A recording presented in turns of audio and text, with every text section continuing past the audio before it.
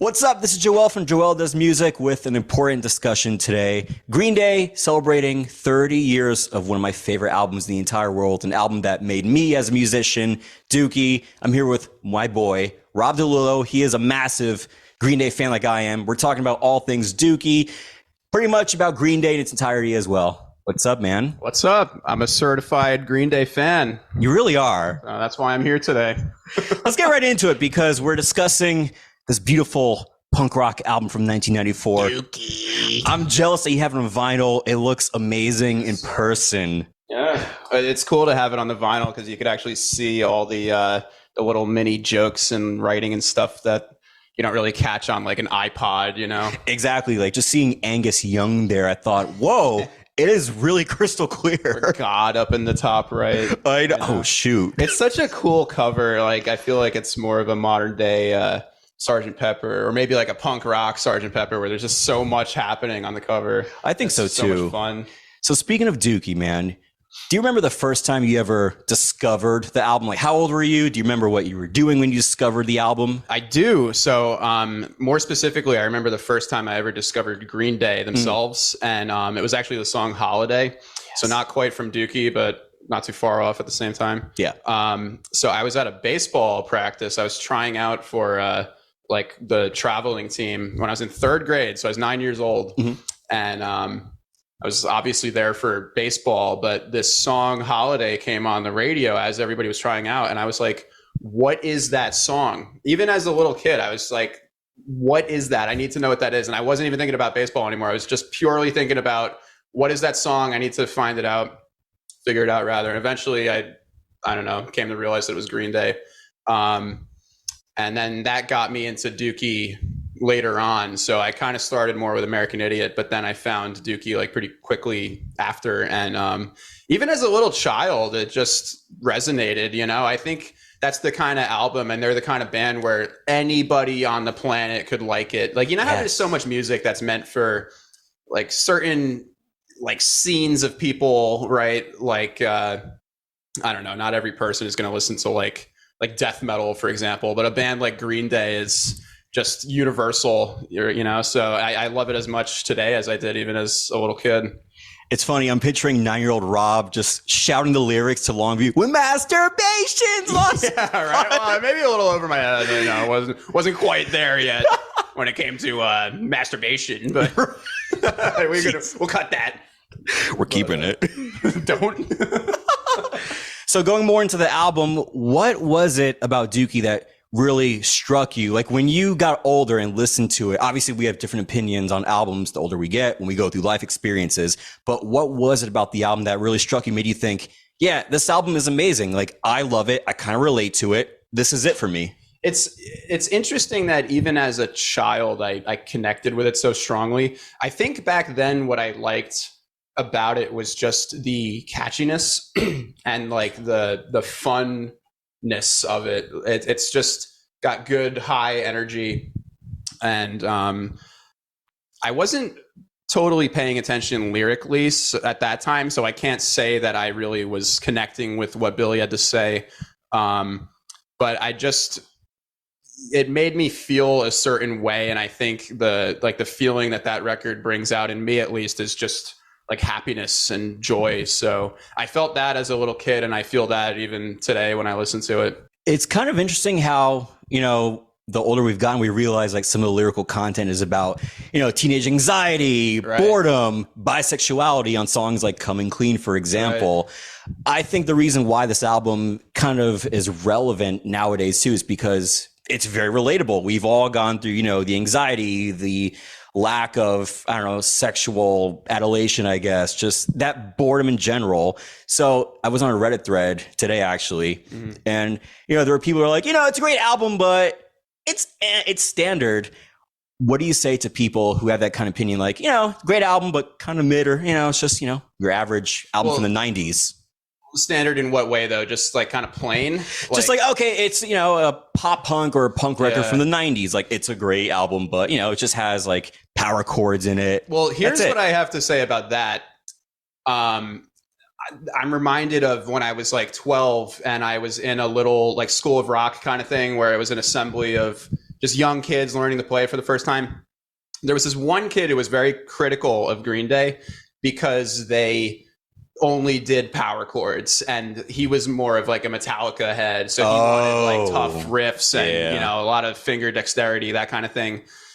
My take on Green Day and just music in general, I think as I've like matured over the years and I've been exposed to more music and I've been a little more open-minded, I think Green Day just wrote better songs. I think it's the song itself that really does all the talking, right? And in the case of Green Day, they kind of proved that all you need is honestly power chords to make a kick-ass song. I think those songs are timeless. I think they're just going to be, I'd argue that they're as relevant today as they were back when they were brand new. I lost my train of thought a little. That's fine. But more or less, it's just the album has great songwriting. That's all you need. Just catchy melodies, great hooks. You got your power chords. You got your typical, I don't know, like musical formulas and structures. That's all you need in a good song, really. Yeah. Yeah. I mean, I kind of felt that way when I was a little bit younger, like when it came to hard rock and metal, like trying to go against the grain of pop music. But now I'm like, you know, give me a simple melody. I'm fine, man. You know, if it's a catchy song and I vibe to it, that's all that matters to me. I feel like every musician has that sort of rite of passage where they have to listen to intricate stuff, and you have to come across the technical stuff like metal. You know, I mentioned Metallica a second ago. We're both guitar players, so I feel like every kid's got to go through the Metallica phase and the technical shredding stuff like Dream Theater or whatever. But I found myself as a young man coming back to Green Day because, in my opinion, their songs are just better. They're catchier. They're more fun.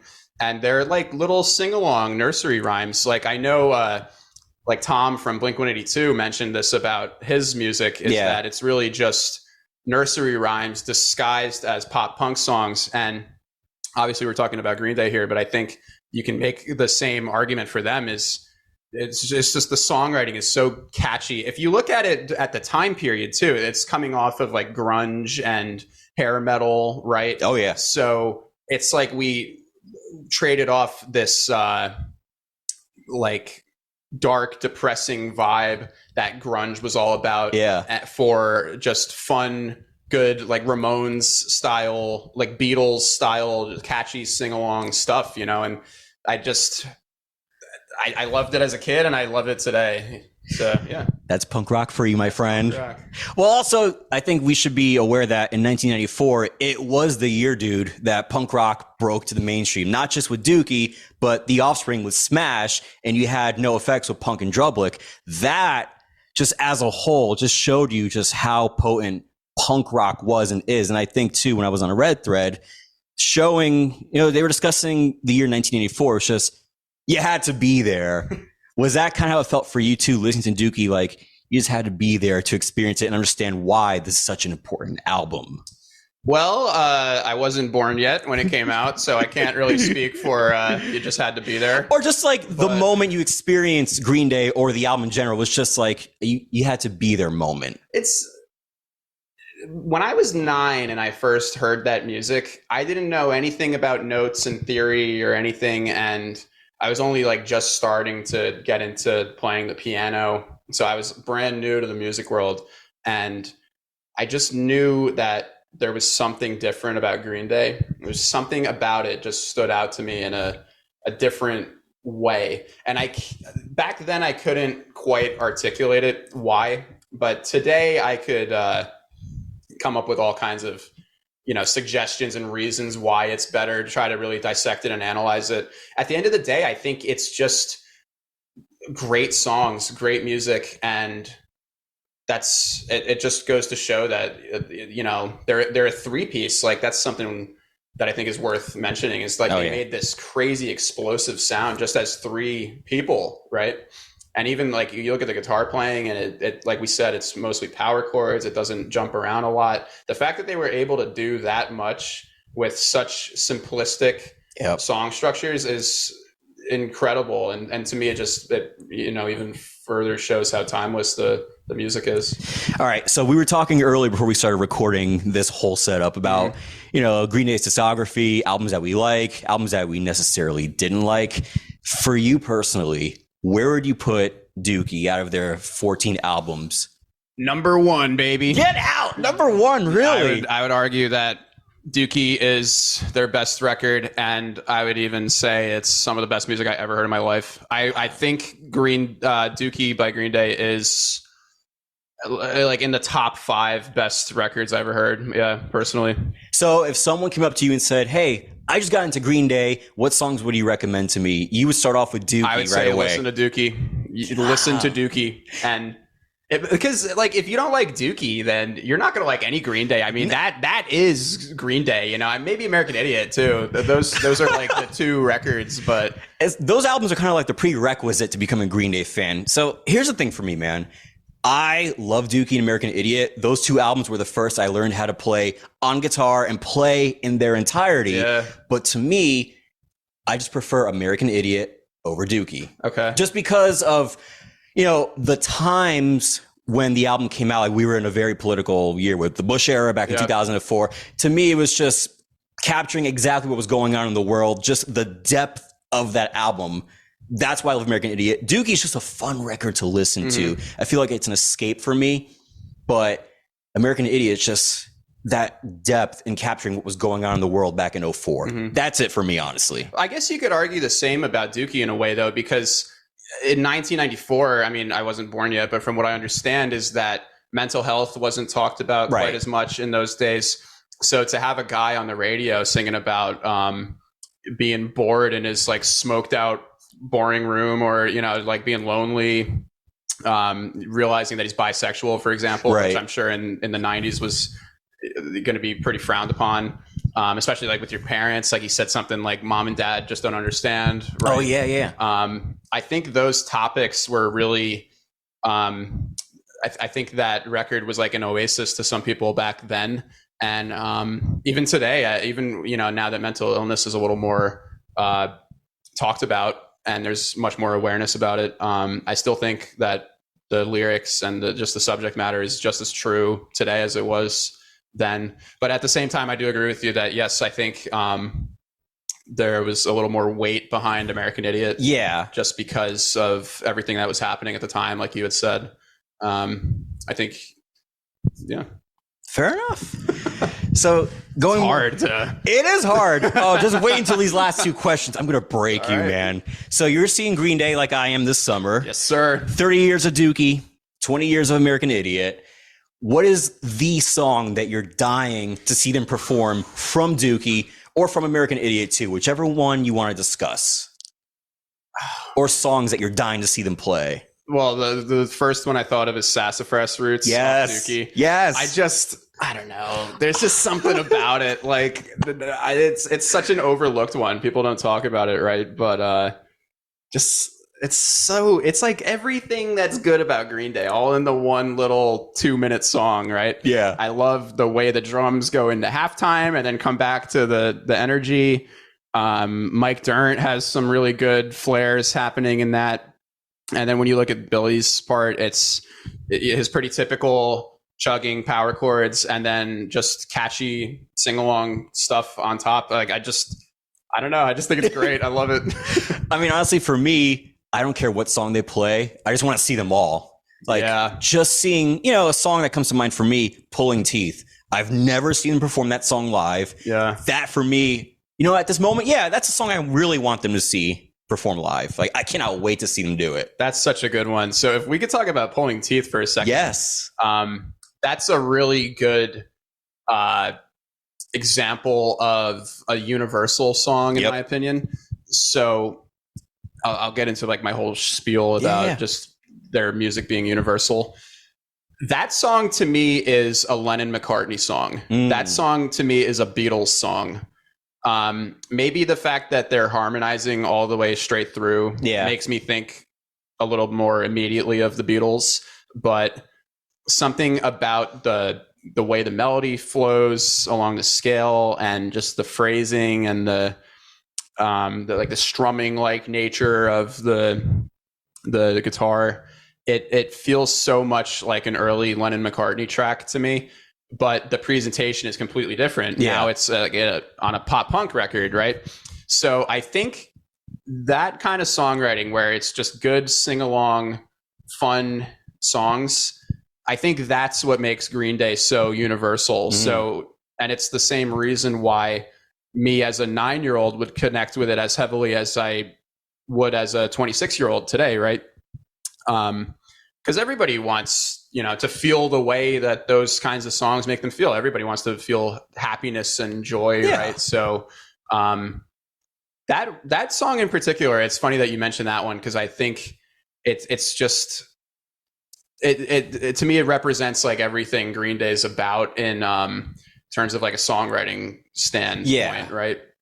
I don't know. It's even got like a country sort of thing to it. It really does have a country flair to it. Yeah, for a song that's about an abusive relationship and it has like that twangy guitar solo. Yeah. Is that really what it's about? I never put that together. Listen to the lyrics. Well, yeah, I mean, it's like, I guess so, yeah. It's like getting broken bones. Yeah, she's the one who put me in this state.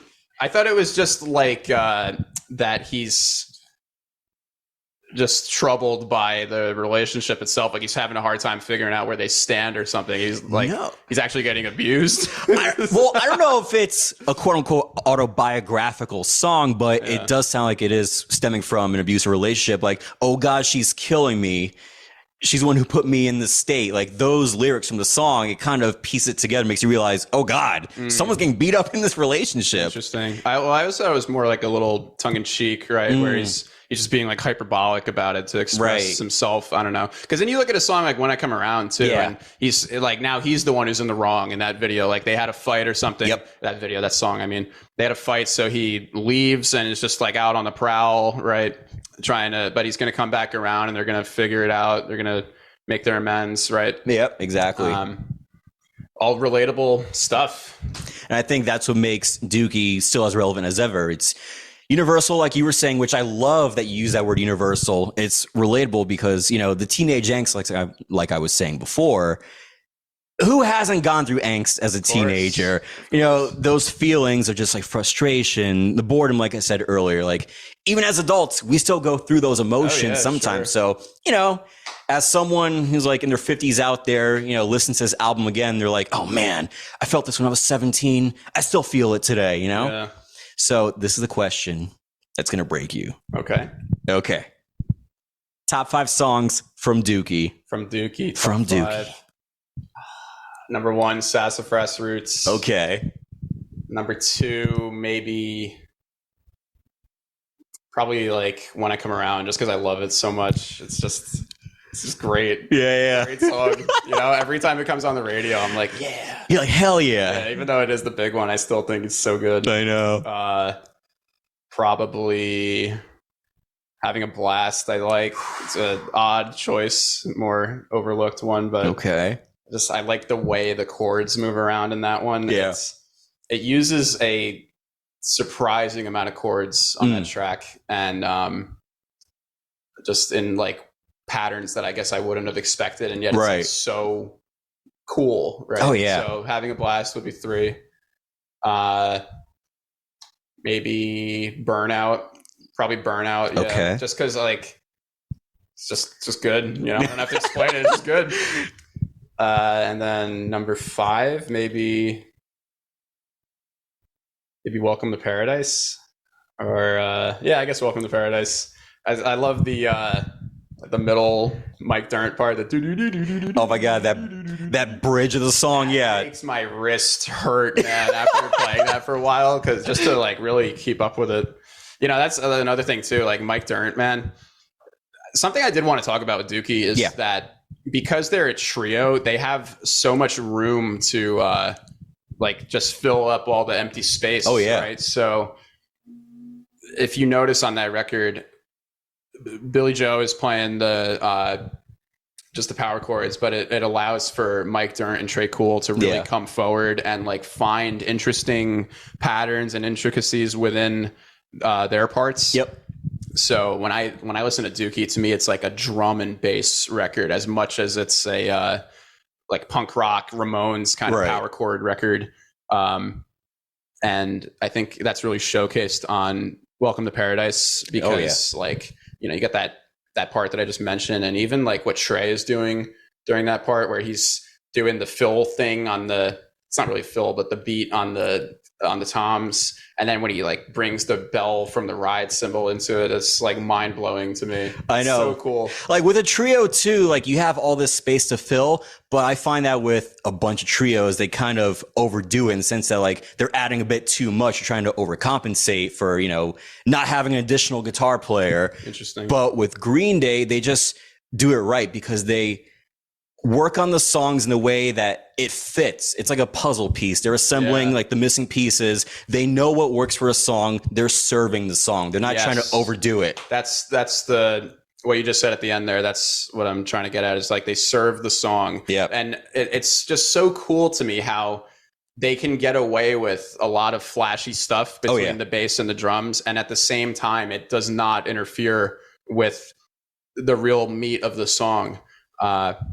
I just think that there's so much to talk about musically on a record like that. That was just done by three guys. Yeah. You know, it's just powerful. It's great.